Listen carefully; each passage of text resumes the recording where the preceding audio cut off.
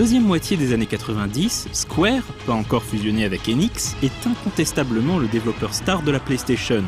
Des titres comme Final Fantasy VII, Final Fantasy Tactics, Chrono Cross, Xenogears ou Parasite Eve sont devenus autant de jeux cultes sur la console 32 bits de Sony.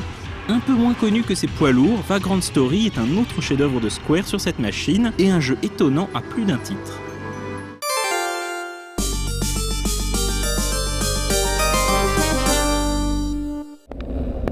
Difficile de catégoriser Vagrant Story, tant ce jeu se situe à la croisée d'une multitude de genres. Le joueur vétéran saura repérer quelques-unes des influences du jeu de Square. Au nombre des ingrédients, on trouve évidemment une bonne louche de RPG, et plus particulièrement de Dungeon Crawler. On retrouve donc un protagoniste livré à lui-même dans un dédale souterrain au tracé labyrinthique, ne pouvant compter que sur le loot obtenu en cours de route. Par certains côtés, Vagrant Story rappelle également la structure des jeux de type Metroidvania, avec ses clés à obtenir et ses pouvoirs que l'on récupère après avoir éliminé un boss. Parfois le jeu a un petit côté survival horror de par son ambiance oppressante et morbide. Certains puzzles à base de plateformes mouvantes et de caisses à pousser ne sont pas sans rappeler Light Crusader de Treasure sur Mega Drive. Enfin, il est indéniable que Diablo, ou plus généralement les roguelikes, ont été l'une des inspirations des développeurs. N'allez pas pour autant croire que Vagrant Story n'est qu'une bête copie de tous les jeux précités. Loin de proposer un plat pré-mâché, le jeu de Square offre une expérience unique et apporte quantité de nouvelles idées dans l'assiette. L'une des particularités du titre est certainement la richesse de son système de combat. Celui-ci se déroule en semi-temps réel, un peu à la manière de Parasite Eve. En pressant une touche, le joueur gèle le temps et fait apparaître une sphère d'action qui représente la portée du personnage. Si un ennemi est à portée, le joueur peut alors choisir d'attaquer. Les dégâts sont localisés, les monstres possédant plus ou moins de résistance selon que l'on décide d'attaquer les bras, les jambes ou la tête. Plus le jeu avance, plus il devient vital de trouver les points faibles des monstres rencontrés. Le joueur devient rapidement capable d'assigner des compétences au bouton de sa manette. Lorsque le joueur attaque un ennemi, un symbole apparaît à l'écran. Si le joueur presse la bonne touche avec le bon timing, il déclenchera la compétence. Il peut s'agir d'une contre-attaque qui retourne à l'ennemi une partie des dégâts reçus, d'une attaque enchaînée et ainsi de suite. Maîtriser ces compétences et leur déclenchement sera bien vite nécessaire pour espérer survivre aux affrontements. Mais attention, car chaque action augmente le facteur de risque. Plus celui-ci est élevé, plus les attaques seront puissantes, mais plus elles auront un risque d'échouer. Se contenter de bourriner l'ennemi n'est donc pas forcément une stratégie viable.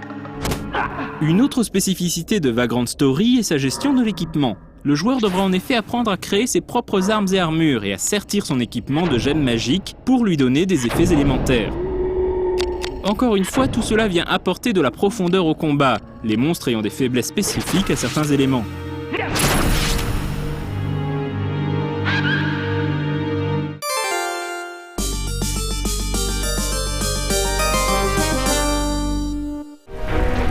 Côté scénario, Vagrant Story propose une histoire intrigante à base de complots politiques, de sectes millénaristes, de sacrifices rituels et de cités maudites. Le joueur incarne Ashley Riot, membre d'une unité d'élite appelée Risk Breakers, envoyée par le Parlement à la poursuite de Sydney, le chef de la secte Mullenkamp. Sydney et ses séides ont enlevé Joshua, le jeune fils du duc Bardora. Ashley a suivi la trace de Sydney jusqu'à Lea Mundis, une ville fantôme dévastée par un tremblement de terre 25 ans plus tôt. C'est dans les ruines de Lea Mundis que va s'aventurer Ashley, qui réalisera bien vite que la situation est beaucoup plus complexe qu'il n'y paraît et que d'autres factions ont maille à partir avec Sydney. Vagrant Story représente un défi d'envergure pour Square, car la société a fait le choix de n'inclure que très peu de scènes en images de synthèse, pourtant sa marque de fabrique. L'histoire de Vagrant Story est principalement racontée par des scènes cinématiques utilisant le moteur du jeu. Le résultat s'avère plutôt réussi, même si ces séquences trahissent une influence de plus. Le style de mise en scène évoque en effet irrésistiblement Metal Gear Solid.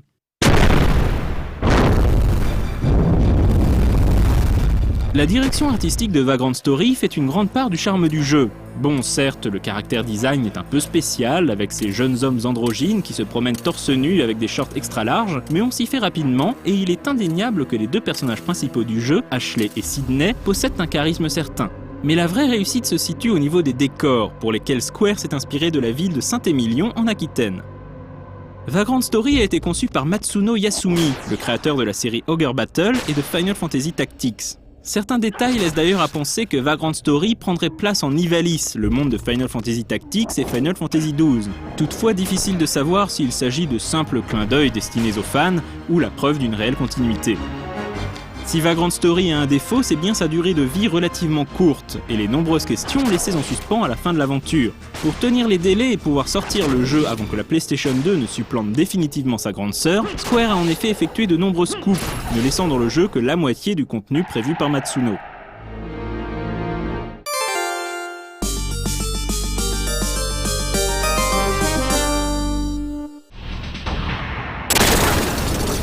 A ce jour, Vagrant Story reste un titre unique dans la ludothèque de Square Enix. Le jeu de Matsuno Yasumi a fait l'objet de rééditions sur PSP et sur le PlayStation Network.